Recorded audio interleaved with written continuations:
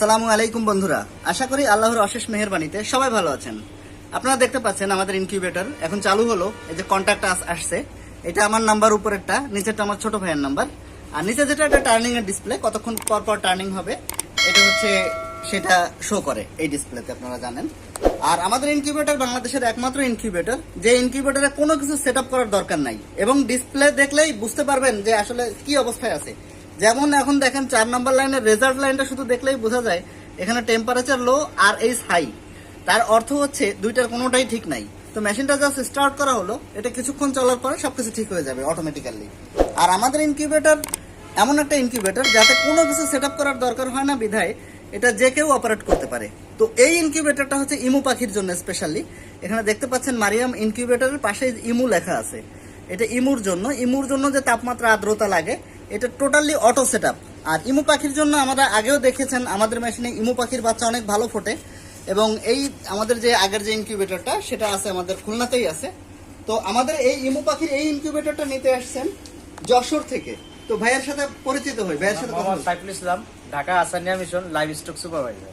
আমাদের হাসিমপুর প্রজেক্ট থেকে আমরা ইমু পাখির ডিম পারছে, ইমু পাখির ডিম ফোটানোর জন্য রুবেল ভাইয়ের এই হ্যাচারিতে আমরা আসছি। তো আসলে এই ইয়েটা আপনারা আমাদের অ্যাড্রেস কিভাবে পেলেন? আমরা ইউটিউবে দেখছি, সাধারণত ইউটিউবে আপনাদের দেখছি, তাছাড়া প্র্যাকটিক্যাল আমার এক বন্ধু আপনাদের পোস্টটা দিয়েছে। ও আচ্ছা আচ্ছা, সেই বন্ধু মানে কি আমাদের ইনকিউবেটর ব্যবহার করেন নাকি? না, অন্য ইনকিউবেটর করে, কারণ আপনারা এই পরবর্তীতে আপনার স্টেপটা নিবে। ও আচ্ছা, পরবর্তীতে সে এখন বর্তমানে ডায়মন্ড 6 কোথায়, তার বাড়ি কোথায়? তার বাড়িতে আছে আপনার কুষ্টিয়া। কুষ্টিয়া। তো যাই হোক ভাই, ধন্যবাদ ভাই। আর হচ্ছে এই ইনকিউবেটরটা আসলে কোথায় যাচ্ছে? এটা যশোর হাসিমপুরে যাচ্ছে। হাসিমপুর, ঢাকা আসানিয়া মিশন, ঢাকা আহসানিয়া মিশনেরই প্রজেক্ট। হ্যাঁ জি। আপনাদের তো সাতক্ষীরাতেও প্রজেক্ট আছে, আপনি হ্যাঁ, বলছিলেন আমাকে। তো এইখানে যদি জনসাধারণের জন্য কি উন্মুক্ত যেতে পারে? যদি কেউ যেতে চায় ভিডিও দেখে উদ্বুদ্ধ হয়ে যেতে পারবে না, তবে আগে থেকে পারমিশন হলে যেতে পারবে। আচ্ছা আচ্ছা, আগে থেকে পারমিশন। তো ঠিক আছে। আসলে আমাদের মেশিন অপারেট করাতে আপনি বুঝছেন যে কিভাবে অপারেট করতে হয়। তো এখানে মাত্র 3টা সুইচ, কিছুই করা লাগে না। তো একটু মেশিনটা তো আসলে আপনারই, এখন একটু ভিতরে একটু দেখাই। দেখেন, এটা দেখতে পাচ্ছেন, এটা ইমু পাখির জন্য স্পেশালি এই মেশিনটা তৈরি করা হয়েছে। এটা ইমু পাখির ডিমের সাইজটা অনেক বড়। এখানে হচ্ছে, হ্যাঁ এখানে হচ্ছে এটা 500 গ্রাম পার হয়ে গেছে। হ্যাঁ হ্যাঁ, ইমু পাখির একটা ডিম 600-700 গ্রাম 800 গ্রাম পর্যন্ত হয়। তো এই খাঁচাগুলো এইভাবেই তৈরি করা হয়েছে যাতে ইমু পাখি দেওয়া যায়, আর এগুলো টার্ন করে অটোমেটিক্যালি।